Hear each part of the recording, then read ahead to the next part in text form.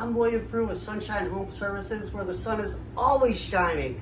Today I want to talk to you a little bit about air filters, how often you need to change them. You need to change them at least every 3 months. If you got something a little bigger, you can go with 6 months. If you leave the fan running all the time, you might want to change it sooner, especially if you have a dog in the house. This here, we're going to replace it with a carbon filter, and what this carbon filter is going to do is going to eliminate the odors that are coming in the house, clean it up, and put it in the system. So what we're going to do here first, it's always important to have a pen, put the date on it. And today is 7/27/23, and that way there you always know when to change the filter, or the last time that you did change the filter. This one here says 210. So let's take that thing out.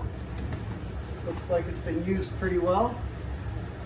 We always want to make sure the airflow is always going to go into the bottom of the furnace.